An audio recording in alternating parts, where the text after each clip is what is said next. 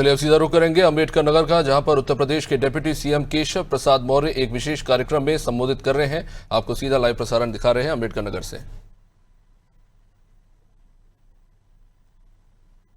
उनके पीडीए की कल हवा निकल गई,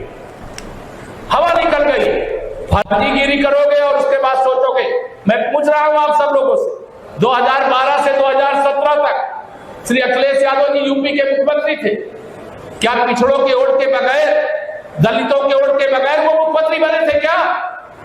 लेकिन जब मुख्यमंत्री बने तो केवल एक जाति और एक समुदाय के मुख्यमंत्री बन करके रह गए। सबका साथ सबका विकास उनका चरित्र ही नहीं है। कुछ का साथ गुंडों का विकास, कुछ का साथ परिवार का विकास, कुछ का साथ सफाई का विकास, केवल उनका चरित्र रहेगा। आज वह जो बातें कर रहे हैं उनकी बातों से सावधान भी रहिए। आजकल वह दुष्प्रचार करने की कोशिश करते हैं।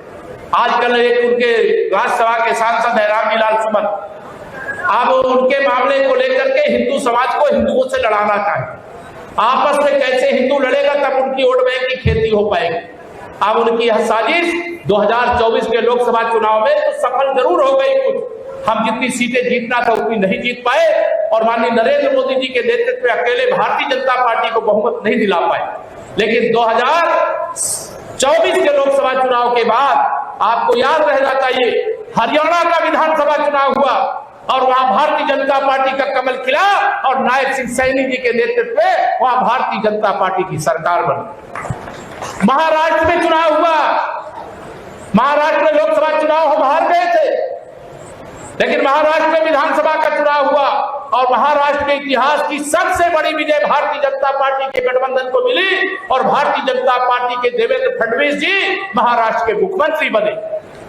आपको बगल में मालूम है अभी हमारा बिहार का, उसके बाद दिल्ली का चुनाव हुआ, दिल्ली विधानसभा का, और दिल्ली विधानसभा के चुनाव में आम आदमी पार्टी चारों खाने चित्त हो गई। वहां भारतीय जनता पार्टी की 26 साल के बाद सरकार बनी। मेरे साथी 24 के बाद 3 विधानसभा चुनाव हुए और तीनों में भारतीय जनता पार्टी जीती, भाजपा की सरकार बनी।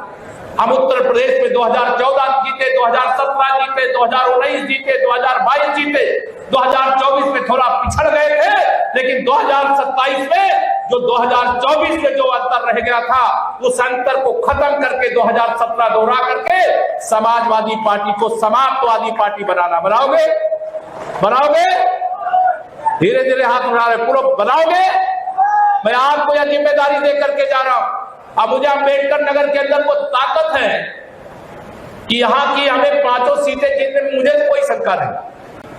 कई बार आप अपनी ताकत भूल जाते हो, इसलिए मैं आपको आपकी ताकत याद दिला रहा हूं। अगर हम सबका साथ सबका विकास करते तो मेरा नारा तो एक ही रहता था, 100 में 60% वोट हमारा है, 40% में बंटवारा है, बंटवारे में भी हमारा है। क्यों? क्योंकि सबका साथ